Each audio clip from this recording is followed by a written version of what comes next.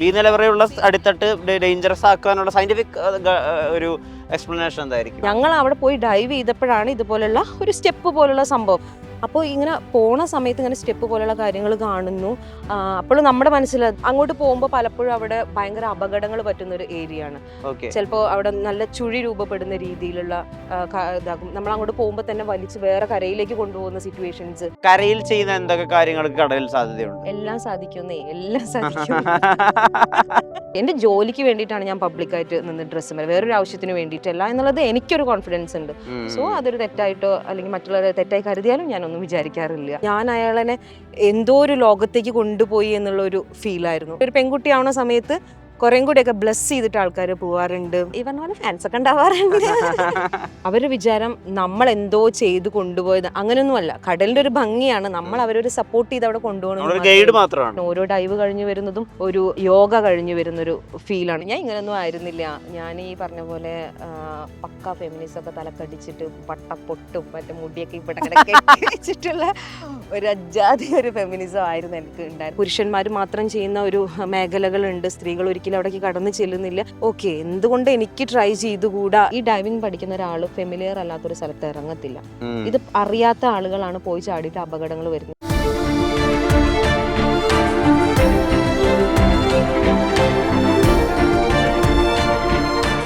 Own your pride. Pride Diamond Collections by Joya Lucas, world's favorite jeweler. കടലിന്റെ നിഗൂഢത നിറഞ്ഞ അടിത്തട്ടും സൗന്ദര്യവും ഒക്കെ കാണാനാവുക, അത് വളരെ റെയറായി മാത്രം കിട്ടുന്ന ഒരു അനുഭവമാണ്. ഇന്ത്യയിലെ തന്നെ ആദ്യത്തെ കൊമേഴ്ഷ്യൽ ഡീപ്പ് സീ ഡൈവറാണ് എന്നോടൊപ്പം ഉള്ളത്. ആദ്യത്തെ വനിത കൊമേഴ്ഷ്യൽ ഡീപ്പ് സീ ഡൈവർ അതുല്യാണ് ചേരുന്നത്. നമസ്കാരം. നമസ്കാരം. ഇങ്ങനെ ഒരാളെ കാണാൻ പറ്റിയത് ആദ്യമായിട്ടാണ്. ആദ്യമായിട്ടേ ഞാൻ ഇങ്ങനെ അപ്പിയറൻസ് ഉള്ള ഒരാളെ നാട്ടിലധികം കണ്ടിട്ടില്ല. ചിലപ്പോൾ ഒരുപാട് സംസ്കാരങ്ങളിലൂടെ കടന്നു വന്നത് കൊണ്ടായിരിക്കാം ഈ രൂപം ഇങ്ങനെ ആയിട്ട് അല്ലെങ്കിൽ സ്വയം മനസ്സിലാക്കിയിട്ടുണ്ടാവുക. എത്ര സമയം കൊണ്ടാണ് ഈ ഡെഡ് ലോക്കിലേക്കും ടാറ്റൂയിങ്ങിലേക്കും പല കൾച്ചറൊക്കെ ഉള്ള ജീവിതത്തിലേക്കൊക്കെ വന്നത്? ഞാൻ ആക്ച്വലി സൗത്ത് ആഫ്രിക്കയിലാണ് വർക്ക് ചെയ്യുന്നുണ്ടായിരുന്നത് 1 year ആയിട്ട്. സോ അവരുടെ ഒരു ഹെയർ സ്റ്റൈലാണ് ഞാൻ കീപ്പ് ചെയ്യുന്നത്. എൻ്റെ ഒരു ലൈഫിലൊരു ടേണിംഗ് പോയിന്റ് നടന്നത് തന്നെ അവിടുന്ന് ആയതുകൊണ്ട് തന്നെ എന്തോ ആ ഒരു കൾച്ചർ അല്ലെങ്കിൽ അവരുടെ ഹെയർ സ്റ്റൈലൊക്കെ എനിക്ക് ഭയങ്കര ഇഷ്ടമാണ്. അങ്ങനെയാണ്. പിന്നെ ടാറ്റു ഒക്കെ ഞാൻ ഡൈവിങ്ങിലേക്ക് വന്നപ്പോൾ തന്നെ ഇഷ്ടപ്പെട്ടിട്ട് മെർമെയ്ഡും എല്ലാം ഒരു കടലിന്റെ തീം ഉള്ളതെല്ലാം അങ്ങനെ ചെയ്തു. എത്ര സമയം എടുക്കും മുടി ഡെഡ് ലോക്ക് ചെയ്യാൻ വേണ്ടിയിട്ട്? ഡെഡ് ലോക്ക് ചെയ്യാൻ ഒരു 6 hours 7 hours നമ്മൾ ഇരുന്ന് കൊടുക്കണം. ഇത് അതുല്യ തന്നെ ചെയ്യുന്നുണ്ടോ? അവിടുത്തെ ബ്യൂട്ടീഷ്യൻസ് അത് അവര് ചെയ്യുന്നതാണ്. അവിടെ ഇതെല്ലാം ഫെമിലിയർ ആണ് എല്ലാവർക്കും. ഇപ്പൊ നമ്മൾ ഈ സിന്ദഗി നമിലൊക്കെ വരാന്ന് ഹിന്ദി സിനിമയുണ്ട്. ആ സിനിമയിലാണ് ഞാൻ ആദ്യമായിട്ട് ഇങ്ങനെ ഒരു സ്കൂബ ഡൈവർ ഉണ്ട് എന്നുള്ള കാര്യമൊക്കെ നമ്മൾ മനസ്സിലാക്കുന്നത്. അത് കത്രീന കൈഫാണ് റോൾ ചെയ്തിരിക്കുന്നത്. അപ്പം ആ സ്കൂബ ഡൈവറിന് അവിടുത്തെ ആളുകളിൽ തന്നെ ലോക്കലി ഭയങ്കര ഫാൻ വർഷിപ്പും ആളുകൾക്ക് ഒരു സാഹസികമായിട്ടുള്ള ഒരു കാര്യമാണല്ലോ നമ്മൾ ചെയ്യുന്നത്. ഇപ്പൊ മരണക്കിണർ ചെയ്യുന്ന ഒരു സർക്കസ്, ഒരു മരണക്കിണർ ബൈക്ക് ഓടിക്കുന്ന ആളോട് നമുക്കൊരു ചെറിയ ആരാധന വരും കുറച്ച് നേരത്തേക്ക്. അങ്ങനെയുള്ള ഫാൻ വർഷിപ്പുകളൊക്കെ, അങ്ങനെ മൊമെന്റുകൾ ഉണ്ടായിട്ടുണ്ടോ? ഇഷ്ടം പോലെ ഉണ്ടായിട്ടുണ്ട്. എങ്ങനെയാ ഒരു അനുഭവം എന്ന് പറയാമോ? അങ്ങനെയല്ല, ഇപ്പോൾ ഒരു കടലിന്റെ അടിയിൽ പോകുന്ന ഒരു കാഴ്ച നമ്മൾ കൊണ്ടുപോകുന്ന ഒരാള് ആ കാഴ്ച കണ്ട് തിരിച്ചു വരുമ്പോൾ അവരുടെ വിചാരം നമ്മൾ എന്തോ ചെയ്ത് കൊണ്ടുപോയത് അങ്ങനെയൊന്നുമല്ല. കടലിന്റെ ഒരു ഭംഗിയാണ്, നമ്മൾ അവരൊരു സപ്പോർട്ട് ചെയ്ത് അവിടെ കൊണ്ടുപോകണം. നമ്മളൊരു ഗൈഡ് മാത്രമാണ്. നമ്മൾക്ക് അവിടെ ഉള്ളവരെ സേഫ് ആയിട്ട് കൊണ്ടുവരിക എന്നുള്ള ഒരു ജോബാണ് നമുക്കുള്ളത്. സോ അതിനുശേഷം അവരുടെ അടുത്ത് ഉണ്ടാവുന്ന ഒരു റെസ്പോൺസ് എന്ന് പറയുമ്പോൾ, ഫസ്റ്റ് ടൈം ഞാൻ ആൻഡമാനിൽ വർക്ക് ചെയ്യുന്ന സമയത്ത് ഒരു ഡോക്ടറെയാണ് കൊണ്ടുപോയത്. ഒരു 65 എബോ ആയിട്ടുണ്ടായിരിക്കും. അപ്പൊ ആള് പോയി വന്ന് ആളുടെ ഒരു ഇതിൽ വെച്ചിട്ടുണ്ടെങ്കിൽ ഞാൻ അയാളെ എന്തോ ഒരു ലോകത്തേക്ക് കൊണ്ടുപോയി എന്നുള്ള ഒരു ഫീലായിരുന്നു. സോ തിരിച്ചു വന്നതിന് ശേഷം ആള് എന്നെ അങ്ങനെ തൊഴുതിട്ട് പറഞ്ഞു, എൻ്റെ ഈ ഒരു ഏജിൽ എനിക്കിത് അച്ചീവ് ചെയ്യാൻ പറ്റുമെന്ന് വിചാരിച്ചില്ല, അതെനിക്കൊരു പെൺകുട്ടിയുടെ കൂടെ പോകാൻ പറ്റിയത് എനിക്ക് ഭയങ്കര ഹാപ്പിയാണെന്നൊക്കെ പറഞ്ഞിട്ട്, അങ്ങനെ എപ്പോഴും ഓരോ ഡൈവിന് ശേഷം നമുക്ക് ഒരു ഹാപ്പി മൊമെന്റ് ആണ് എപ്പോഴും ഉണ്ടായിരിക്കും. അവരുടെ ഒരു ബ്ലെസ്സിങ് നമ്മൾക്ക് ഉണ്ടായിരിക്കും. എസ്പെഷ്യലി ഒരു പെൺകുട്ടി ആവുന്ന സമയത്ത് കുറേം കൂടിയൊക്കെ ബ്ലസ് ചെയ്തിട്ട് ആൾക്കാർ പോവാറുണ്ട്. പിന്നെ ഈ പറഞ്ഞ പോലെ ഫാൻസ് ഒക്കെ ഉണ്ടാവാറുണ്ട്. കുട്ടിക്കാലത്തിലേക്ക് വരാണല്ലേ, കേട്ടിട്ടുണ്ട് ഈ പോലീസ് ഓഫീസർ അല്ലെങ്കിൽ ഈ ആംഡ് ഫോഴ്സസിനോട് വല്ലാത്തൊരു ഫാസിനേഷൻ ഉണ്ടായിരുന്നു. അപ്പൊ അതൊക്കെ ചെയ്യുമ്പോഴും ഈ നീന്തല് ഒരു കാര്യമായിട്ട് തന്നെ വേണല്ലോ, ഒരു സ്കില്ലായിട്ട് തന്നെ വേണല്ലോ. അത് തുടങ്ങുന്നത് ഈ തീരങ്ങളിൽ നിന്നൊക്കെ തന്നെയാണ്. തീർച്ചയായിട്ടും തീർച്ചയായിട്ടും ഞങ്ങള് അതായത് ഭാരതപ്പുഴയുടെ തീരത്താണ് അതെ നമ്മളിപ്പോൾ അതെ ഉള്ളത്. എന്റെ വീട് ഇവിടെ അടുത്തായത് കൊണ്ട് തന്നെ നമ്മുടെ പല നമ്മൾ സ്വിമ്മിങ്ങിന് വരുന്ന ഒരു ഏരിയ ഇത്, പിന്നെ ഞങ്ങളുടെ അടുത്തുള്ള ഒരു കുളമൊക്കെ ആയിരുന്നു. അപ്പൊ പോലും ചെറുപ്പത്തിൽ പോലും എന്റെ മനസ്സിലൊരു സ്കൂബ ഡൈവർ ആവണം അല്ലെങ്കിൽ ഒരു കൊമേഴ്ഷ്യൽ ഡൈവർ ആവണം എന്ന് ഒരിക്കലും ഞാൻ ചിന്തിച്ചിട്ടില്ല. എന്നെ സംബന്ധിച്ചോളം ഞാനൊരു പോലീസിലാവണം എന്നുള്ളതായിരുന്നു ചെറുപ്പം മുതലേ. അപ്പൊ അതുകൊണ്ട് തന്നെ ഞാനൊരു ബേസ് കിട്ടാൻ വേണ്ടിയിട്ട് എപ്പോഴും ഹിസ്റ്ററി ബേസ്, BA ഹിസ്റ്ററി ആയിക്കോട്ടെ, അതല്ലെങ്കിൽ ഹ്യൂമാനിറ്റീസ് ആയിക്കോട്ടെ, ഇതൊക്കെ എടുത്തിട്ട് ഞാൻ സയൻസ് ആയിരുന്നു എനിക്ക് കിട്ടിയിട്ടുണ്ടായിരുന്നത്. പക്ഷെ ഞാൻ പിന്നീട് അതിന് ജമ്പ് ചെയ്തിട്ട് ഹ്യൂമാനിറ്റീസിലേക്ക് പോയി. അപ്പോഴും എൻ്റെ മനസ്സിൽ എന്താ പോലീസ് ആവണം. അപ്പോൾ നമ്മളൊരു സിവിൽ സർവീസിലേക്ക് പോകുമ്പോഴും ഒരു 60-70% നമുക്ക് ക്വസ്റ്റ്യൻസ് വരുന്നത് ഹിസ്റ്ററി ആയതുകൊണ്ട് തന്നെ ആ ഒരു ബേസിലാണ് പോയത്. പക്ഷേ അൺഫോർച്ചുനേറ്റ്ലി ഞാൻ ഡിഗ്രിക്ക് പഠിക്കുന്ന സമയത്ത് എൻ്റെ ടീച്ചർ പറഞ്ഞ ഒരു വേർഡ്, അതായത് ഒരു 45 പിള്ളേരുള്ള ഒരു ക്ലാസ്സിൽ നിന്ന് ഞാനും കേട്ടുകൊണ്ടിരിക്കുന്നുണ്ട്, അവരും കേട്ടുകൊണ്ടിരിക്കുന്നുണ്ട്. അതിൻ്റെ ഇടയിൽ മിസ് ഇങ്ങനെ പറഞ്ഞതാണ്, പുരുഷന്മാർ മാത്രം ചെയ്യുന്ന ഒരു മേഖലകളുണ്ട്, സ്ത്രീകൾ ഒരിക്കലും അവിടേക്ക് കടന്നു ചെല്ലുന്നില്ല. എസ്പെഷ്യലി ഫോറിനേഴ്സ് ഉണ്ട്, പക്ഷെ ഇന്ത്യയിൽ നിന്ന് അല്ലെങ്കിൽ കേരളത്തിൽ നിന്ന് അങ്ങനെയുള്ള ഒരു സ്ത്രീകളുടെ സാന്നിധ്യം ഇല്ല എന്ന് പറഞ്ഞപ്പോഴാണ് ഓക്കെ, എന്തുകൊണ്ട് എനിക്ക് ട്രൈ ചെയ്തുകൂടാ എന്നുള്ള ഒരു, അന്ന് ഞാൻ ഇച്ചിരി ഒരു പുരുഷ വിരോധി ആയിരുന്നു. ഇന്നില്ല കേട്ടോ, ഇന്ന് ഞാൻ ഫുൾ റെസ്പെക്റ്റ് ആണ് അവരോട്. അപ്പോൾ അങ്ങനെ ഒരു വാശിപ്പുറത്ത് തുടങ്ങിയതാണ്. അങ്ങനെയാണ് ഒരു ഇൻഡസ്ട്രിയിലേക്ക് എത്തുന്നത്. ശരി തന്നെയാണ്, ഇതൊരു ഫുൾ കംപ്ലീറ്റ്ലി ബോയ്സും, അതെ അതെ, ഫുൾ അവരുടെ ഒരു ഏരിയ തന്നെയാണത്. അവിടേക്ക് നമ്മൾ ചെല്ലണ സമയത്ത് ഇത് എങ്ങനെ ഹാൻഡിൽ ചെയ്യും, ഇവരെ എങ്ങനെ ഹാൻഡിൽ ചെയ്യും എന്നുള്ളതായിരുന്നു ഡൈവിനെക്കാട്ടി മുമ്പ് എനിക്കുള്ള ഒരു ചലഞ്ച് എന്ന് പറഞ്ഞത്. കാരണം ഞാൻ ഒറ്റയ്ക്കാണ്, എനിക്കൊരു സങ്കടം പറയാനോ ഒന്നിനും തന്നെ ഒരു, നമ്മളെ ഇവിടേക്ക് ആകുമ്പോൾ നമ്മളൊരു ഒരു പെൺ സുഹൃത്തിനോട് പറയുന്നത്, അതായത് എസ്പെഷ്യലി ഞാൻ ഗേൾസിലായിരുന്നു ഞാൻ പഠിച്ചത് മൊത്തം. അപ്പോൾ അവിടെ നിന്ന് ഇങ്ങോട്ട് പോകുമ്പോൾ ഈ ആൺകുട്ടികളുടെ അടുത്ത് എങ്ങനെ ഇവരായിട്ട് മിങ്കിൾ ചെയ്യും, എങ്ങനെയാണ് എന്നുള്ളൊരു സംഭവം എനിക്ക് ഭയങ്കര ബുദ്ധിമുട്ടായിരുന്നു. പക്ഷേ അവിടെ നിന്നുള്ള ഒരു സപ്പോർട്ട് എന്ന് പറയുന്നത്, മെൻ ആർ സിമ്പിൾ എന്നുള്ളൊരു സംഭവം എനിക്ക് കിട്ടിയത് ഡൈവിങ്ങിലേക്ക് വന്നിട്ടായിരുന്നു. ഇന്നിപ്പോൾ ഏറ്റവും കൂടുതൽ എനിക്ക് ഫ്രണ്ട്സ് ഉള്ളതും ഞാൻ ട്രസ്റ്റ് ചെയ്യുന്നതും ബോയ്സിനെ തന്നെയാണ്. അവരെന്തുകൊണ്ടാണ് ഈ ജോലി ഇത്രയും ആളുകൾ ബോയ്സ് മാത്രമാണ് ചെയ്യണമെന്നുള്ളത് ഒരു ഇൻഡസ്ട്രിയിലേക്ക് വന്നപ്പോൾ മാത്രമാണ് എനിക്ക് മനസ്സിലായത്. വളരെ ഹെവി ആയിട്ടുള്ള ഒരു വർക്കാണ്, അഡ്വഞ്ചറസ് ആയിട്ടുള്ള ഒരു വർക്കാണ്, പാഷൻ വേണം ഇതിനോട്. നമുക്കൊരു എന്താ പറയാ, സോ എല്ലാവർക്കും ധൈര്യമുണ്ട്. പക്ഷെ ഇത്തരത്തിലുള്ള ജോലികൾ ചെയ്യാൻ കുറച്ചും കൂടി ഒരു ഇച്ചിരി കൂടി ഒരു ധൈര്യം കുറച്ചും കൂടി ഉണ്ടെങ്കിൽ വന്ന് ചെയ്യാൻ പറ്റുന്ന ഒരു ജോബാണ് ഇത്തരത്തിലുള്ള സ്കൂബ ഡൈവിംഗ് ആയിക്കോട്ടെ, സ്കൈ ഡൈവിംഗ് ആയിക്കോട്ടെ, കൊമേഴ്ഷ്യൽ എന്ന് പറയുന്ന. ഇത് മാത്രമല്ല, വേറെ ഒരുപാട് ജോബിന്റെ വേക്കൻസീസ് അല്ലെങ്കിൽ ജോബിന്റെ സാധ്യതകളുണ്ട്, അതിലൊക്കെ നമുക്ക് വർക്ക് ചെയ്യാൻ വേണ്ടി പറ്റുന്നത്. ഈ കടലിന്റെ അടിയിലെ എല്ലാ ജീവികളും ഒരുവിധപ്പെട്ട നമ്മുടെ അറിവിൽ കടലിനടിയിലെ എല്ലാ ജീവികളും ഡേഞ്ചറസ് ആണ്. ഇപ്പൊ ഒരു ജെല്ലി ഫിഷിന്റെ സ്റ്റിങ് കിട്ടിയാൽ പോലും ചിലപ്പോൾ 1-2 ദിവസം അതെ അതിന്റെ എഫക്റ്റ് ഉണ്ടാവും എന്നുള്ളതാണ്. അപ്പൊ അവിടെയാണ് നിങ്ങൾ ഏറെക്കുറെ നടന്നു പോകുന്നത് പോലെ പോകുന്നത്. അതെ അപ്പൊ ആ ഡേഞ്ചറിനെ പറ്റി, അല്ലെങ്കിൽ ഇപ്പൊ ഒരു തിരണ്ടിവാലിന്റെ ഒരു അടി കൊണ്ടാണല്ലോ നമ്മുടെ സ്റ്റീവർ എല്ലിമ്മ മടിച്ചത്, അതെ വിട്ടുപോയത് നമ്മളെ. അപ്പൊ അത്രയും പ്രശ്നമുണ്ട്, അത്രയും റിസ്ക് ഉണ്ട് ഇതിനകത്ത്. അത് മനസ്സിലാക്കി തന്നെയാണോ ഓരോ ദിവസവും ഈ പ്രൊഫഷനിൽ നിൽക്കുന്നത്? അതെ. നമുക്ക് അപകടം ഒളിഞ്ഞിരിക്കുന്നുണ്ട്, ഇതിൽ അപകടം ഉണ്ട് എന്നുള്ളതറിയാം. പക്ഷേ ഈ അപകടം എങ്ങനെ വരാതിരിക്കുക എന്നുള്ള ഒരു നമ്മൾ പഠിക്കുന്ന, അല്ലെങ്കിൽ നമ്മൾ ഈ ഡൈവിംഗ് പഠിക്കുന്ന കോഴ്സുകളിൽ ഇത്തരത്തിലുള്ള ഡേഞ്ചറസ് ആയിട്ടുള്ള കാര്യങ്ങളിൽ നിന്ന് എങ്ങനെ നമുക്ക് രക്ഷ നേടാം. ഇനി സപ്പോസ് അങ്ങനെ വല്ലതും പറ്റിയിട്ടുണ്ടെങ്കിൽ അതിന് ഫസ്റ്റ് എയ്ഡ് കൊടുക്കേണ്ട രീതികൾ, നമുക്കൊരു ആക്സിഡന്റ് പറ്റുമ്പോൾ പ്രോപ്പർ ആയിട്ടുള്ള ഒരു കെയർ കൊടുക്കാതിരിക്കുമ്പോഴാണ് ഇതൊക്കെ വേറൊരു ഇതിലേക്ക് പോകുന്നത്. പക്ഷേ ആ ഫസ്റ്റ് എയ്ഡ് എങ്ങനെ കൊടുക്കുക, അങ്ങനെയുള്ള എല്ലാ കാര്യങ്ങളും നമ്മൾ പഠിക്കുന്നുണ്ട്. കടലിൽ എന്തൊക്കെ ജീവികളുണ്ട് എന്ന്, അതിൽ നിന്നുണ്ടാവുന്ന അറ്റാക്കുകൾ ഏത് രീതിയിലായിരിക്കും, ഇനി അതിന് കൊടുക്കേണ്ട ഫസ്റ്റ് എയ്ഡുകൾ എന്തൊക്കെയാണെന്നുള്ള എല്ലാം നമ്മൾ പഠിക്കുന്നുണ്ട്. പിന്നെ നമ്മൾ എപ്പോഴും ഈ പറയുന്ന പോലെ ഫുൾ കവേർഡ് ആയിരിക്കും. നമ്മൾ വെറ്റ് സ്യൂട്ട് യൂസ് ചെയ്യും, അതുപോലെ തന്നെ ഹാൻഡ് ഗ്ലൗ യൂസ് ചെയ്യും. പിന്നെ എന്ന് വെച്ചിട്ടുണ്ടെങ്കിൽ ഈ അണ്ടർ വാട്ടറിൽ നമ്മൾ പോകുമ്പോൾ തന്നെ നമ്മൾ പഠിക്കുന്ന ഒരു റൂൾ തന്നെ എന്ന് പറയുന്നത് വെച്ചിട്ട് don't touch anything in under water എന്നുള്ളതാണ്. അണ്ടർ വാട്ടറിലുള്ള ഒരു സംഭവത്തിന് നമ്മൾ ടച്ച് ചെയ്യുന്നില്ല. ഒരു മീൻ പോകുന്നത് പോലെ തന്നെ നമ്മുടെ ശരീരം പോലും നമ്മൾ ബോട്ടത്തിൽ തട്ടുന്നില്ല. അത്രയും ബോയൻസി എല്ലാം കറക്റ്റ് ചെയ്തിട്ടാണ് നമ്മൾ പോകുന്നത്. സോ ഈ സ്റ്റിംഗ് റേ പോലുള്ളതൊക്കെ നിലത്ത് കിടക്കുന്നുണ്ടായിരിക്കും. നമ്മൾ ഈ നിലത്ത് കൂടെ ഇഴഞ്ഞിട്ടൊക്കെ പോകണമെന്ന് വെച്ചിട്ടുണ്ടെങ്കിൽ ഡെഫിനറ്റ്ലി നമുക്ക് കിട്ടും. പക്ഷെ ബോയൻസി കറക്റ്റ് ചെയ്തിട്ടാണ് നമ്മൾ പോകണമെന്നുണ്ടെങ്കിൽ ഇത്തരത്തിലുള്ള ഒരു പ്രശ്നങ്ങൾ ഉണ്ടാവില്ല. പിന്നെ ഒരു ഡൈവർ എന്ന് പറയുമ്പോൾ ഈ ഒരു ജോബിന്റെ അല്ലെങ്കിൽ സ്കൂബ ഡൈവിന്റെ ഒരു ഇതിൽ പറയുമ്പോൾ തന്നെ ഏറ്റവും ലേസിയസ്റ്റ് ജോബ് എന്ന് പറയാം. അതായത് അത്രയും പതുക്കെ, വെള്ളം പോലും അറിയില്ല നമ്മൾ പോണത് എന്നുള്ളത്. നമ്മൾ ഗസ്റ്റ് വരുമ്പോൾ അവരോട് പറയണത് നിങ്ങൾ സ്വിം ചെയ്യേണ്ട ആവശ്യമില്ല, ഞങ്ങൾ കൊണ്ടുപോയിക്കോളാം എന്നുള്ളത്. ഇവര് സ്വിം ചെയ്യുന്ന സമയത്ത് കൈയെല്ലാം ആക്ഷൻസ് എല്ലാം ഇടുന്ന സമയത്തായിരിക്കും ഓപ്പോസിറ്റ് ഇരിക്കുന്ന അക്വാറ്റിക് അനിമലിന് തോന്നുന്നത് എന്തോ നമ്മളെ ആക്രമിക്കാൻ വരികയാണെന്ന് വിചാരിച്ചിട്ട് അത് ഡിഫെൻഡ് ചെയ്യാൻ എന്തെങ്കിലും ആയിരിക്കും. അപ്പോഴാണ് നമുക്ക് അറ്റാക്കുകൾ വരുന്നത്. അതല്ലെങ്കിൽ അവർ അവരുടെ സ്ഥലത്തിരിക്കുവാണ്, നമ്മൾ ജസ്റ്റ് കണ്ട് ഒരു എന്താ പറയാ, ഒരു ടൂർ പോയ പോലെ പോയിട്ട് തിരിച്ചു വരികയാണ്. നമ്മൾ എത്രത്തോളം അവരെ ഡിസ്റ്റർബ് ചെയ്യുന്നു അതിനനുസരിച്ച് നമുക്ക് അറ്റാക്ക് കിട്ടിക്കോളും. പിന്നുള്ളതൊക്കെ ദൈവത്തിന്റെ വിധി വിധിയാണെന്ന് അറിയാലോ. സമാധാനം. നമുക്കറിയാം ഇതിങ്ങനെ ഒരു ഡേഞ്ചറസ് ആയിട്ടുള്ള ജോബാണ്. വേൾഡിലെ തന്നെ ഒരു 10 ജോബ് എടുക്കുകയാണെങ്കിൽ അതിൽ ഉള്ള ഒരു മോസ്റ്റ് ഡേഞ്ചറസ് ജോബാണ്. സോ നമുക്കറിയാം ഇതിന്റെ പുറകിൽ ഇങ്ങനെ സംഭവങ്ങളുണ്ടെന്ന്. പക്ഷെ ഞാൻ പറഞ്ഞല്ലോ, ആ ഒരു ഇഷ്ടം, വെള്ളത്തിനോടുള്ള ഒരു പാഷൻ, അല്ലെങ്കിൽ ഓരോ ദിവസം കാണുന്ന കാഴ്ചകൾ, ഇന്ന് കാണുന്ന കാഴ്ചയല്ല നാളെ കാണുന്നത് അതെ അതെ എന്നുള്ളത്. അതെ അതെ. സോ നമ്മൾ വർക്ക് ചെയ്യുന്നതോടൊപ്പം തന്നെ നമ്മൾ എന്നും പുതിയ പുതിയ കാഴ്ചകൾ കണ്ടുകൊണ്ടിരിക്കുകയാണ്. ഓരോ ഡൈവും, ഞാൻ എപ്പോഴും പറയുന്ന പോലെ തന്നെ, ഓരോ ഡൈവ് കഴിഞ്ഞു വരുന്നതും ഒരു യോഗ കഴിഞ്ഞു വരുന്നൊരു ഫീലാണ് നമുക്ക്. മെഡിറ്റേറ്റീവ് ഫീൽ ആണ്. അത്രേ ഉള്ളൂ. നമുക്ക് ഈ ലോകത്ത് നമുക്ക് ഒരുപാട് ടെൻഷൻസ് ഉണ്ട്. ഫിനാൻഷ്യലി നമുക്ക് ടെൻഷൻസ് ഉണ്ട്, വീട്ടിൽ ഓരോ ഇഷ്യൂസ് ഉണ്ടായിരിക്കാം, ഗേൾ ആയതുകൊണ്ട് അതിൻ്റെ ഉണ്ടായിരിക്കാം, ബോയ്, എല്ലാവർക്കും ഓരോ പ്രശ്നങ്ങളുണ്ട്. പക്ഷെ ജീവിതത്തിൽ ഒരു അരമണിക്കൂറെങ്കിലും നമുക്ക് ഇതൊന്നും ആലോചിക്കാതെ സ്വസ്ഥമായിട്ടുള്ള ഒരു അരമണിക്കൂർ നമ്മുടെ ലൈഫിൽ കിട്ടുക എന്ന് പറയുന്നത് ഭയങ്കര ബുദ്ധിമുട്ടായിട്ടുള്ള ഒരു കാര്യമാണ്. സോ നമ്മൾ ഈ ഡൈവിലേക്ക് ഇറങ്ങുന്ന സമയത്ത് നമ്മൾ പിന്നെ ചുറ്റുമുള്ളത് ഒന്നിനെ പറ്റിയും ചിന്തിക്കത്തില്ല. ഈ കടല്, വെള്ളം, നമ്മുടെ ബ്രീത്ത്, ഇതിൽ മാത്രമായിരിക്കും. സോ ഒരു ഹാഫ് ആൻ അവർ കഴിഞ്ഞ് വരുമ്പോഴും നമ്മൾ ഒരു പുതിയ പുതിയ ആളുകളായിട്ടാണ് തിരിച്ചു വരുന്നത്.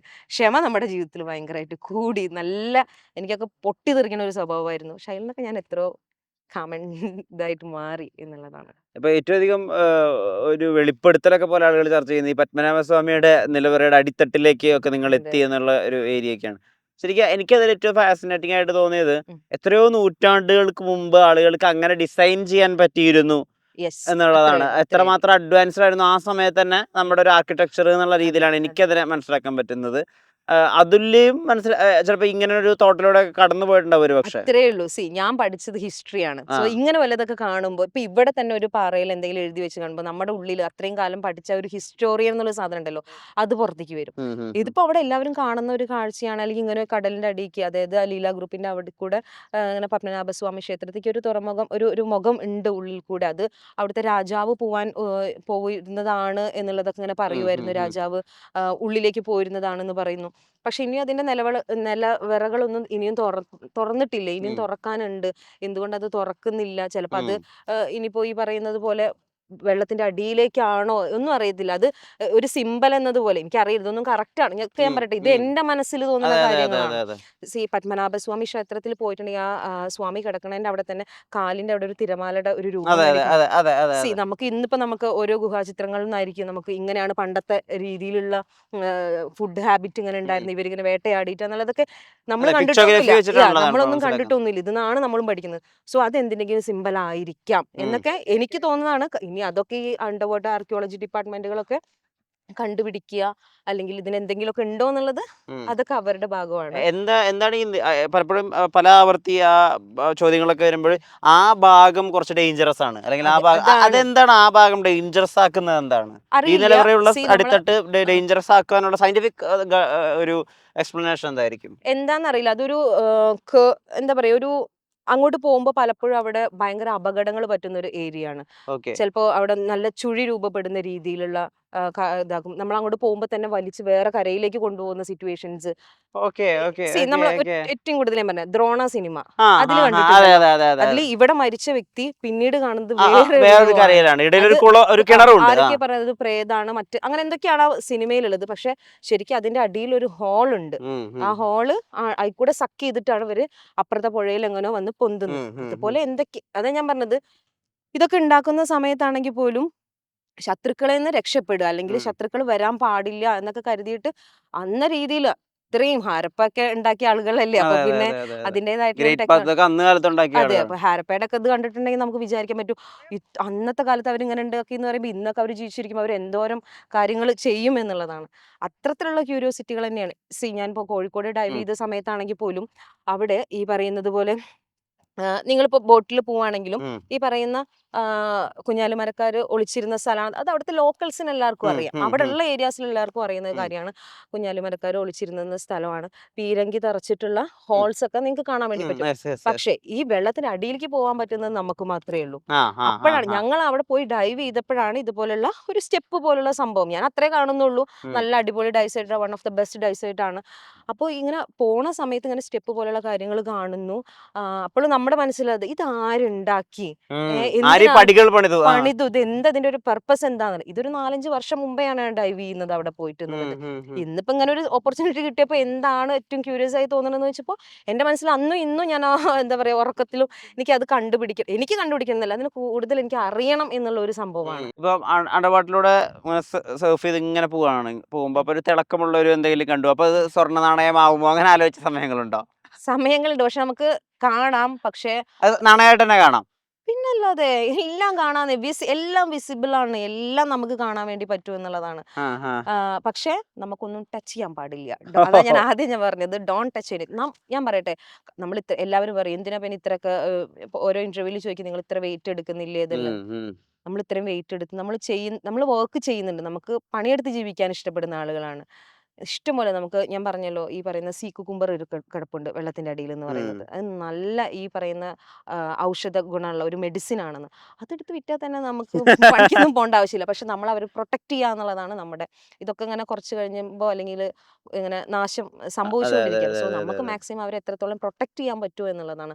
കോറൽസ് ഉണ്ട്, കോറൽസ് ഒക്കെ നല്ല വിലപിടിപ്പുള്ള ബ്ലാക്ക് കോറൽസ് ഒക്കെ നമുക്ക് കാണാൻ വേണ്ടി ഇവിടെ അല്ല, കുറച്ച് മറ്റു രാജ്യങ്ങളിൽ കാണാൻ വേണ്ടി. ഒറിജിനൽ കുറെ കണ്ടിട്ടുണ്ടാവും. തീർച്ചയായിട്ടും എനിക്ക് എൻ്റെ ഒരു ആള് ഗിഫ്റ്റ് ചെയ്തത് പോലും ഒരു പേൾ ആയിരുന്നു. ആള് അത് നമുക്ക് ലീഗൽ ആയിട്ടുള്ളത് കേട്ടോ, ഇല്ലീഗൽ ആയിട്ടുള്ളതല്ല, ലീഗൽ ആയിട്ടുള്ള ഒരു സംഭവമായിരുന്നു. അങ്ങനെ നമുക്ക് ഗിഫ്റ്റ് ചെയ്യുന്ന അങ്ങനത്തെയൊക്കെയാണ് ഇപ്പൊ മെയിൻ ആയിട്ട് നമുക്ക് കിട്ടിക്കൊണ്ടിരിക്കുന്നത്. പിന്നെ അങ്ങനെ ഒരുപാട് സാധനങ്ങൾ ഈ കടലിന്റെ അടിയിൽ ഇന്നുണ്ട് എന്നുള്ളതാണ്. ഈവൻ ജസ്റ്റ് നമുക്ക് വിഗ്രഹങ്ങൾ കാണാം, അതിന്റെ പഴക്കം. എന്റെ ഏറ്റവും വലിയ പ്രശ്നം അതാണ്. ഞാൻ ഈ ഹിസ്റ്ററി പഠിച്ച കാരണം കൊണ്ട് ഇതൊക്കെ കാണുമ്പോൾ ഞാൻ ഇതിന്റെ പഴക്കം ഓർമ്മയിൽ കണ്ടിട്ടുള്ള ഏറ്റവും ഫാസിനേഷൻ തോന്നിയ അല്ലെങ്കിൽ വളരെ മിസ്റ്ററി തോന്നിയിട്ടുള്ള വിഗ്രഹം ഏതാണ്? ആൻഡമാനിൽ ഒരു വിഗ്രഹം ഇരിപ്പുണ്ട്. നമ്മൾ ഡൈസൈറ്റിൽ അവിടേക്ക് പോണടുത്ത് കോവളത്തൊന്നും ഇരിപ്പുണ്ട്. എന്ത് വിഗ്രഹമായിരിക്കും? എന്തോ ദൈവത്തിന്റെയാണ്. എന്തോ ഒരു ദൈവത്തിന്റെയാണ്. അത് എന്താണെന്ന് പഴയ കല്ല്. ദശാവതാരം സിനിമയൊക്കെ ഓർമ്മ വരും. അത്ര വലുതല്ല, എങ്കിൽ പോലും ചില ഇപ്പൊ ഇവിടുത്തെ ആണെങ്കിൽ ഇപ്പൊ ഈ ഭാരതപ്പുഴയുടെ ഒക്കെ നമ്മൾ ഡൈവ് ചെയ്യണമെങ്കിൽ നമുക്ക് ഇത് കിട്ടും. എന്ത് അവിടെയാണ് കൽപ്പാത്തി പുഴ. ഈ കൽപ്പാത്തി പുഴയിൽ നമുക്ക് മറ്റേ ഗണപതിനെ ഇവര് ലാസ്റ്റ് ഒഴുക്കി വിടുമായിരിക്കും അല്ലെ. ഇതൊക്കെ കിടക്കുന്നുണ്ട്, നമ്മൾ ഡൈവ് ചെയ്യുന്ന സമയത്തായിരിക്കും ഇത് കാണും. വെള്ളത്തിനിടെ ഇത്രയും വലിയൊരു ഗണപതി കിടക്കാന്ന് പറയുമ്പോൾ നമ്മുടെ അവസ്ഥ ഒന്ന് ആലോചിച്ച് നോക്ക്. ശരിക്കും നമ്മളത് വെള്ളത്തിന് മേലെ കണ്ടതാ, പക്ഷെ ഇത് വെള്ളത്തിലേക്ക് വരുമ്പോ ഇതിനൊരു ബ്യൂട്ടി ഉണ്ട്. അതാണ് നമ്മളതിനെ ഏറ്റവും കൂടുതൽ ഇങ്ങനെ പിടിച്ചു നിർത്തുന്ന ഘടകങ്ങൾ എന്ന് പറയുന്നത്. അതിൽ വളരെ കൗതുകത്തോടുകൂടി പറഞ്ഞ ഒരു അഭിമുഖത്തിൽ പറഞ്ഞ മറ്റൊരു ഒരു ഭാഗം എങ്ങനെയായിരുന്നു, ഞാൻ കടലിലൂടെ ഇങ്ങനെ പോകുന്ന സമയത്ത് ഞാൻ 2 മീനുകൾ കൂടി സെക്സ് ചെയ്യുന്നത് കണ്ടു, ഞാൻ അവരെ ബുദ്ധിമുട്ടിക്കാതെ മാറി നിന്നത് കണ്ട് ആസ്വദിച്ചു എന്നുള്ളതായിരുന്നു. എന്തായിരുന്നു ആ കടലിനടിയിലെ ആ കാഴ്ചക്ക് അത്രയും മാത്രം കൗതുകം? എന്തായിരുന്നു അതിന്റെ ഒരു ബ്യൂട്ടി? ഒന്ന് എക്സ്പ്ലെയിൻ ചെയ്യാൻ. Okay, funny question. അത് ആക്ച്വലി ഈ പറഞ്ഞ പോലെ തന്നെ അതായത് സൗത്ത് ആഫ്രിക്ക എന്ന് പറയുന്നത്, ഞാൻ പറയട്ടെ, നമ്മൾ വിചാരിക്കാത്തൊരു ലോകമാണ്. അതായത് ഇവിടത്തൊക്കെ ഭംഗി തന്നെയാണ്, പക്ഷെ സൗത്ത് ആഫ്രിക്കത്തെ കടൽ എന്ന് പറയുന്നത് ഭയങ്കര കളർഫുൾ ആയിട്ടുള്ള ഒരു ഇതാണ്. അപ്പൊ അങ്ങനെ എപ്പോഴും ഞാൻ ഫ്രീ ആണ സമയത്തൊക്കെ പോയിട്ട് ഫ്രീ ഡൈവ് ആണെങ്കിലും എല്ലാം ചെയ്തുകൊണ്ടിരിക്കും. അപ്പൊ അങ്ങനെ ഞങ്ങള് ഡൈവ് ചെയ്യണതിന്റെ ഇടയിൽ ഇതുപോലെ തന്നെ കണ്ടൊരു കാഴ്ച. അത് ജസ്റ്റ് ഞങ്ങൾ കൂടെ പോണ സമയത്ത് ഈ ഫിഷ് തന്നെ വല്ലാണ്ട് എന്തുണ്ട് അഗ്രസീവായി. ഈ കോഴിയൊക്കെ കണ്ടിട്ടില്ലേ, നമ്മൾ അത് മുട്ടിട്ടിരിക്കുന്ന സമയത്താണ് കുറച്ച് നമുക്ക് അഗ്രസീവ് ആയിരിക്കും. അപ്പൊ അങ്ങനെ ഇരിക്കുന്ന സമയത്ത് ഈ മീൻ വല്ലാണ്ടൊന്നും ഇതായപ്പോൾ ഞാൻ വിചാരിച്ചു, ഇത് എന്തിനാ എന്നെ ഇങ്ങനെ അറ്റാക്ക് ചെയ്യാൻ വരുന്നതെന്ന്. അപ്പൊ എന്റെ കൂടെ എന്ന ബഡി പറഞ്ഞു, അവർക്കറിയാം അവൻ അവിടുത്തെ ലോക്കലാണ്. അപ്പൊ എന്നോട് പറഞ്ഞു, അനങ്ങാണ്ടിരുന്നോ, നിനക്ക് ഒരു കാര്യം കാണിച്ചു തരാന്ന് പറഞ്ഞു. അപ്പോഴാണ് ഇവരിങ്ങനെ കിടന്നിട്ട് കറക്റ്റ് എങ്ങനെയാണോ അതിന്റെ രീതി, അത് കറക്റ്റ് എങ്ങനെ കാണാന്ന്. ഞാൻ അങ്ങനെ പിന്നെ ഞാനൊന്ന് ഡിസ്റ്റർബ് ചെയ്യാണ്ട് ഇങ്ങനെ ഇരുന്നപ്പോ ആ കാഴ്ചകൾ മൊത്തം ഇങ്ങനെ കാണാൻ. ഇവിടെ നമുക്ക് പല അനിമൽസിനെയും കാണാൻ പറ്റുന്നത് റോഡ് സൈഡിലൊക്കെ. പക്ഷെ വെള്ളത്തിന്റെ അടിയിൽ ഒരു ഫിഷ് മേറ്റ് ചെയ്യാന്നുള്ളത് ഇത് ഫസ്റ്റ് ടൈം ആയിട്ട് കണ്ടപ്പോൾ എനിക്ക് ഭയങ്കര ഇഷ്ടമായിട്ടുള്ള ഒരു, കണ്ടു നിൽക്കാൻ തോന്നിപ്പോയി. ഭയങ്കര ഒരു ബ്യൂട്ടി ആയിരുന്നു അതിന്. കടലിനടിയിൽ ഇപ്പൊ ആളുകൾ ഇപ്പോൾ അവരുടെ എൻഗേജ്മെന്റ് റിങ്സ് അങ്ങോട്ടും ഇങ്ങോട്ടും എക്സ്ചേഞ്ച് ഉണ്ട്, അതുല്യ ചെയ്തിട്ടുണ്ട്. കടലിനടിയിൽ ആളുകൾ ഫോട്ടോഷൂട്ടുകൾ നടത്തുന്നുണ്ട്. കരയിൽ ചെയ്യുന്ന എന്തൊക്കെ കാര്യങ്ങൾക്ക് കടലിൽ സാധ്യതയുണ്ട്? എല്ലാം സാധിക്കുന്നേ, എല്ലാം സാധിക്കും. എല്ലാ കാര്യങ്ങളും സാധിക്കും എന്നുള്ളതാണ്. ഇപ്പൊ ഞങ്ങളിപ്പോ എൻഗേജ്മെന്റിന്റെ പാരന്റ്സിനെ നമുക്ക് ഒരു ഇഷ്യൂ എന്താ വെച്ചിട്ടുണ്ടെങ്കിൽ, ഇപ്പോൾ ഒരു അറ്റാക്ക് കഴിഞ്ഞ വ്യക്തിക്കൊന്നും നമുക്ക് വെള്ളത്തിന്റെ അടിയിലേക്ക് കൊണ്ടുപോകാൻ പറ്റില്ല. എന്റെ അച്ഛൻ ഒരു അറ്റാക്ക് കഴിഞ്ഞ കാരണം കൊണ്ട് തന്നെ എല്ലാ കാര്യങ്ങളും നമുക്ക് അല്ലെങ്കിൽ ഞങ്ങൾ വെള്ളത്തിന്റെ അടിയിലായിരുന്നു ഞങ്ങളുടെ എൻഗേജ്മെന്റ് ഷൂട്ട് പ്ലാൻ ചെയ്തിട്ടുണ്ടായിരുന്നത്. പക്ഷെ അതല്ലാതെ ആയപ്പോൾ ഞങ്ങൾ രണ്ടുപേരും മാത്രം ഞങ്ങളുടെ സ്റ്റുഡൻസ് ഒക്കെ ആയിട്ടുള്ള ഒരു റിംഗ് എക്സ്ചേഞ്ച് ഞങ്ങൾ ഷൂട്ട് ചെയ്തിട്ടുണ്ടായിരുന്നു. അതുപോലെ തന്നെ കല്യാണങ്ങൾ നടന്നു വരുന്നുണ്ട്. കോവളത്ത് തന്നെ ഒരു കല്യാണം നടത്തിയിട്ടുണ്ടായിരുന്നു കുറച്ച് വർഷങ്ങൾക്ക് മുമ്പ്. പിന്നെ പലതരത്തിലുള്ള ഫോട്ടോഷൂട്ടുകൾ. ഈ ഫോട്ടോഷൂട്ട് ചെയ്യാൻ ഇപ്പം നിങ്ങൾക്കാണെങ്കിലും അത് ചെയ്യാം. പക്ഷേ ഉം. അതിന് ലൈസൻസ് എടുക്കണം എന്നുള്ളൊരു സംഭവം മാത്രമേ ഇതിൻ്റെ ഒരു കാര്യമായിട്ടുള്ളൂ. അപ്പോൾ ഉം. ട്രെൻഡിങ് ആയിട്ട് ഇപ്പം നമ്മളെപ്പോഴും യുണീക്കായിട്ട് ഇരിക്കാൻ വേണ്ടി ചിന്തിക്കുന്ന ആളുകളാണല്ലോ അല്ലേ? ആളുകളെല്ലാം ട്രെൻഡിൻ്റെ കൂടെ പോകാനും ആഗ്രഹിക്കുന്നതാണ്. സോ നിങ്ങൾക്ക് ഈ അണ്ടർ വാട്ടർ ഫോട്ടോഗ്രാഫിയുടെ ഒരു സർട്ടിഫിക്കേഷൻ എടുക്കുവാണെങ്കിൽ, അല്ലെങ്കിൽ കോഴ്സ് ചെയ്യുവാണെങ്കിൽ ഈസി ആയിട്ട് നിങ്ങൾക്കും ചെയ്യാൻ പറ്റാവുന്ന ഒരു കാര്യമാണ്. ഒരു ട്രെൻഡിങ് പുതിയ ട്രെൻഡ് നിങ്ങൾക്ക് കൊണ്ടുവരാൻ വേണ്ടി പറ്റും എന്നുള്ളതാണ്. അപ്പൊ നമ്മളൊരു ഏവറേജ് പട്ടാമ്പിക്കാരി എന്ന് പറയുമ്പോൾ നമുക്കൊരു വാർപ്പ് മാതൃക ചിന്താഗതി ഉണ്ടല്ലോ ഒരു പെൺകുട്ടിയെ പറ്റിയിട്ട്. അപ്പൊ അതിൽ നിന്നൊക്കെ ഒരുപാട് മാറി വളരെ അതെ. സ്റ്റൈലൈസ്ഡ് ആയിട്ടുള്ള ഒരു Yeah. അതിൽ തന്നെയാണല്ലോ കാണുന്നത്.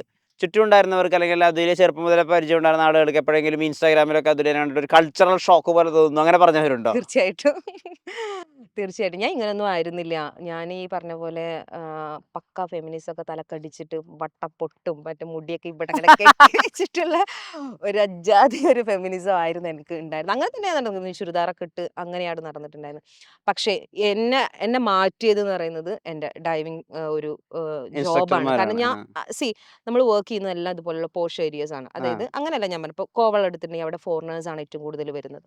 ഇപ്പോൾ കൊച്ചിയിലാണെങ്കിലും കൊച്ചി പോലുള്ള ഒരു ഏരിയയിലാണ്. ആൻഡമാൻ എന്ന് പറയുന്നതും നല്ലൊരു ടൂറിസ്റ്റ് ഏരിയയാണ്. ഉം. നമ്മുടെ ഈ ആക്ടിവിറ്റീസ് നടക്കുന്നതെല്ലാം ഒരുമാതിരി പോഷ് ഏരിയാസിലാണ്. സോ ഉം. ഉം. നമ്മൾ അവിടുത്തെ നമ്മൾ ഫോറിനേഴ്സിന്റെ കൂടെയാണ് വർക്ക് ചെയ്യുന്നത്. പിന്നെ ഞങ്ങളുടെ ഒരു ജോബിന്റെ ഒരു പ്രത്യേകത എന്ന് വെച്ചിട്ടുണ്ടെങ്കിൽ ഈ ഹെയർ വെച്ചിട്ടും എനിക്ക് ജോലി ചെയ്യാൻ വേണ്ടി പറ്റും. നിങ്ങൾക്ക് ഉം. താടി വെച്ചിട്ട് നിങ്ങൾക്ക് ജോലി ചെയ്യാൻ വേണ്ടി പറ്റും. നിങ്ങൾക്ക് ഓക്കെ, ഓക്കെ, ഓക്കെ. നിങ്ങൾക്ക് നിങ്ങളായിട്ട് വർക്ക് ചെയ്യാൻ പറ്റുന്ന ഒരു അത് അത്രയും ഫ്രീഡം ആണ്. നിങ്ങൾക്ക് ഷോർട്ട്സ് ഇടണോ നിങ്ങൾക്ക് ഷോർട്ട്സ് ഇട്ട് വർക്ക് ചെയ്യാൻ പറ്റും. പക്ഷേ അതായത് ഈ കീറിയത് അങ്ങനെയല്ല ഞാൻ ഉം. ഉദ്ദേശിക്കുന്നത്. ഉം. നിങ്ങൾക്ക് ഇഷ്ടപ്പെട്ട നിങ്ങൾക്ക് നിങ്ങളുടെ മുടി വളർത്തി നിങ്ങളുടെ താടി വളർത്തി നിങ്ങൾക്ക് ഷോർട്ട്സോ നിങ്ങൾക്ക് ബനിയനോ എന്താണോ നിങ്ങൾക്ക് ഇടുന്നത് അതനുസരിച്ച് ഇട്ടിട്ട് നിങ്ങൾക്ക് ജോലി ചെയ്യാൻ പറ്റുന്ന ഒരു ഫീൽഡാണ്. സോ അതിനനുസരിച്ച് ഞാനൊക്കെ മാറി എന്നുള്ളതാണ്. എൻ്റെ പ്രൊഫഷനാണ് എന്നെ മാറ്റിയത്. ഇപ്പൊ നമ്മൾ നേരത്തെ പറഞ്ഞല്ലോ മറ്റേ ഉം. മെയിൽ ഡോമിനേറ്റഡ് ആയിട്ടുള്ള ഇൻഡസ്ട്രി ആണ് എന്നുള്ളത്. ഉം.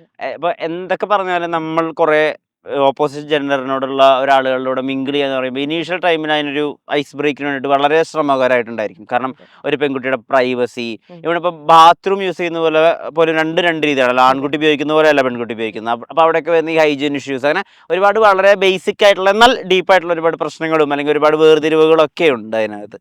അതിനൊക്കെ എങ്ങനെ ഓവർകം ചെയ്തത്? സങ്കടം ഉണ്ടായിരുന്ന ദിവസങ്ങളുണ്ടായിരുന്നു? ഇല്ല. സങ്കടം എന്നല്ല. എനിക്ക് ആദ്യം ഈ പറഞ്ഞ പോലെ എല്ലാവർക്കും ഉണ്ടാകുന്ന പോലെ ഇതെങ്ങനെ ചെയ്യും? അല്ലെങ്കിൽ ഇപ്പൊ ഞാൻ പറഞ്ഞത് ഏറ്റവും വലിയൊരു ഉദാഹരണം ഞാൻ പറയാം. ഈ ഡൈവിംഗ് എവിടെയാ നടക്കുക, എപ്പോഴാ നടക്കുക എന്നൊന്നും പറയാൻ പറ്റില്ല. ഉം. അവിടെ നമുക്കൊരു വാഷ്റൂം ഉണ്ടാവണം എന്നില്ല. ഉം.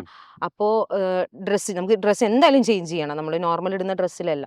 അപ്പോൾ ഈ ഡ്രസ്സ് ചേഞ്ച് ചെയ്യാൻ വേണ്ടിയിട്ട് ഇപ്പോൾ ഞാൻ സൗത്ത് ആഫ്രിക്ക വർക്ക് ചെയ്യുന്ന സമയത്താണെങ്കിൽ അല്ലെങ്കിൽ ഇവിടെ ആണെങ്കിൽ പോലും പബ്ലിക്കായി അങ്ങ് മാറ്റുക എന്നുള്ളത് മാത്രമാണ് നമുക്കൊരു ഓപ്ഷൻ ഉള്ളൂ.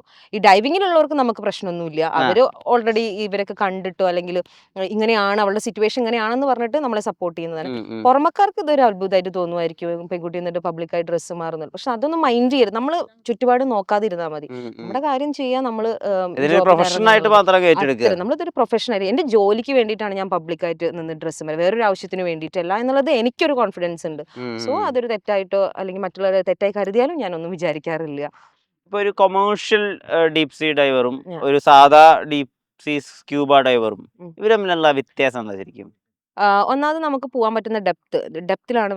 ഇപ്പോൾ സ്കൂബ ചെയ്യുന്ന ഒരു പ്രൊഫഷണൽ ആയ ഒരാൾക്ക് 40 മീറ്ററാണ് 40 മീറ്ററാണ് നമ്മൾ പോകുന്നത്. ഉം. കൊമേഴ്ഷ്യൽ ആയിട്ട് കഴിഞ്ഞവർക്ക് നമുക്ക് 50 മീറ്ററാണ് പോകുന്നത്. 50 ഓക്കെ, മീറ്റേഴ്സാണ് ഓക്കെ, പോകുന്നത്. Okay, okay. മെയിനായിട്ടുള്ള വ്യത്യാസം എന്ന് വെച്ചിട്ടുണ്ടെങ്കിൽ നമ്മൾ സ്കൂബ എന്ന് പറയുന്നത് ഒരു റിക്രിയേഷണൽ ഏരിയ ആണ്. ഇപ്പം ഉം. നിങ്ങൾക്കൊക്കെ ഞാൻ പറഞ്ഞല്ലോ നിങ്ങൾക്ക് വരണം എന്നുണ്ടെങ്കിൽ ഒരു പാർക്ക് പോലെ. യെസ്, ആ. അതായത് ഫുൾ ഫൺ ആയിട്ടുള്ള ഏരിയാസ് ആണെന്ന് പറയുന്നത്. അവിടേക്ക് നിങ്ങൾക്ക് ഞങ്ങൾ കൊണ്ടുപോകാം, കാഴ്ചകൾ ഉം. കാണിച്ചു തരാം. പക്ഷേ കൊമേഴ്ഷ്യൽ ഡൈവിംഗ് എന്ന് പറയുന്നത് അവിടെ പിന്നെ നിങ്ങൾക്കൊന്നും വരാൻ വേണ്ടി പറ്റില്ല. നമ്മൾ അവിടെ ആയുധം വെച്ചുള്ള പണികളാണ്. അതായത് ഈ പറയുന്ന എക്യുപ്മെന്റ്സ് യൂസ് ചെയ്തിട്ട് എല്ലാവർക്കും അറിയുന്ന ഒരു വേർഡ് ആയതുകൊണ്ടാണ് ഞാൻ പറയുന്നത് ഈ അണ്ടർ വാട്ടർ വെൽഡിംഗ് പോലുള്ള സംഭവങ്ങൾ ചെയ്യുന്നതാണ് ഉം. കൊമേഴ്ഷ്യൽ ഡൈവിംഗ് എന്ന് പറയുന്നത്.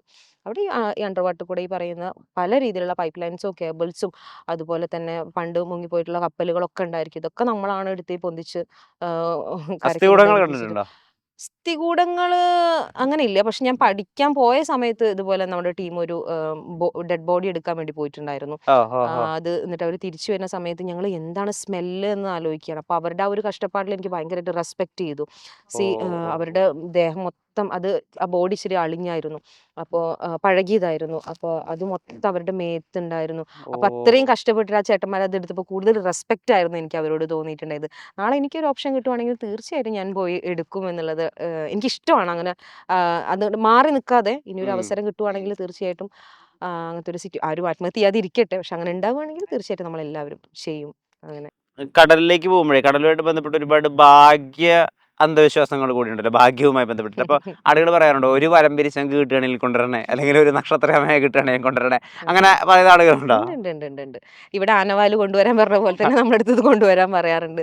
പക്ഷെ ഞാൻ പറഞ്ഞല്ലോ, ഞങ്ങൾ ആദ്യം തന്നെ പഠിക്കുന്നതുള്ള കാര്യമാണ് ഡോണ്ട് ടച്ച് എനിത്തിങ് എന്നുള്ളത്. അത് അവരുടെ ലോകമാണ്. അവിടെ പോയിട്ട് അവരെ നശിപ്പിക്കരുത്. അവരെ കാണാനാണ് നമ്മൾ പോകുന്നത്. ആ കാഴ്ചകൾ കണ്ട് തിരിച്ചു വരിക എന്നുള്ളതാണ്. അവിടെ ഒന്നും തന്നെ എടുക്കരുത്. ഈ പ്ലാസ്റ്റിക് നമ്മൾ ഇടുന്നത് കൊണ്ട് മാത്രമാണ് നമ്മൾ അത് എടുത്തിട്ട് വരുന്നത്. അതല്ലാത്ത കടയിലുള്ള ഒരു വസ്തുക്കളും നമ്മൾ ഇടും. നമ്മൾ എന്തോരം പവിഴപ്പുറ്റുകൾ കാണുന്നത്. അതാ ഞാൻ പറഞ്ഞത്, ഞങ്ങൾ എന്തോരം കാഴ്ചകൾ കാണുന്നുണ്ട് എടുക്കാൻ പറ്റിയത്. ഒന്നിനും ഉപദ്രവിക്കരുത്. കണ്ടിട്ടുണ്ടോ ഒരു വരമ്പിരി ശംഖ്?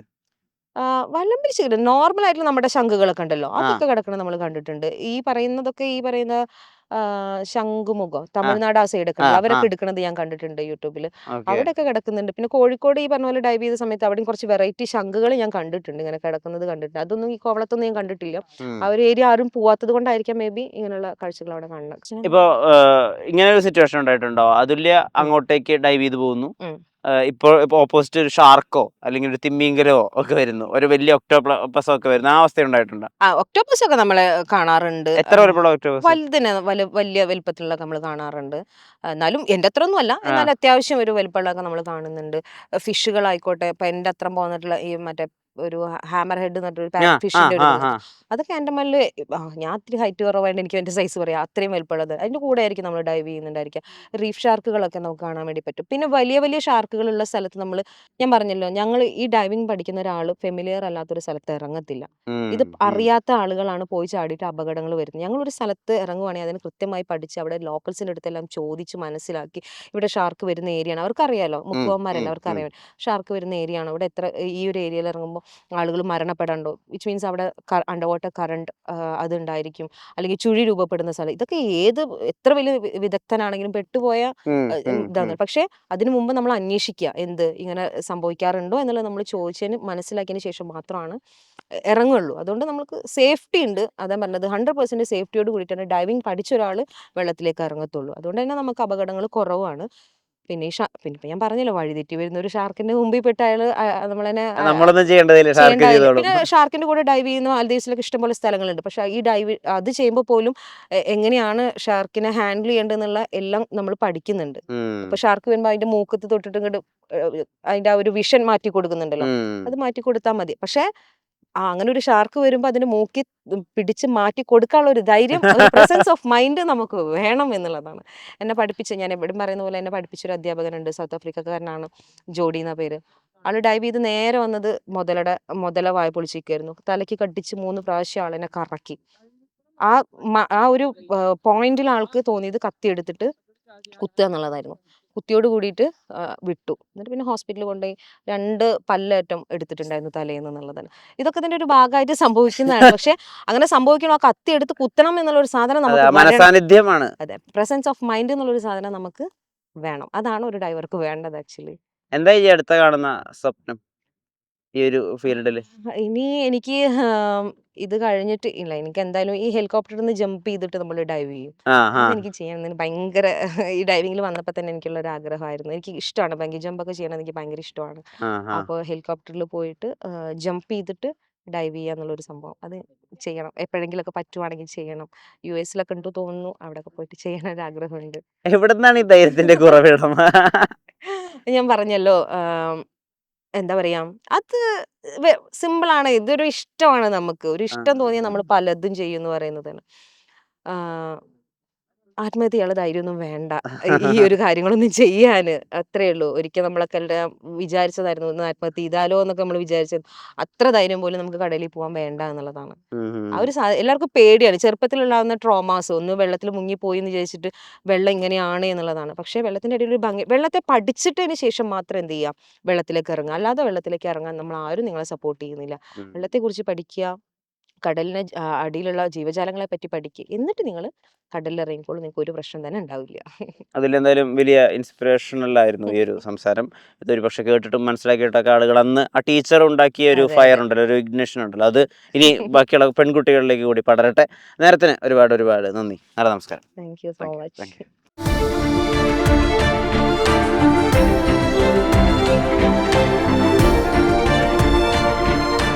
Own your pride.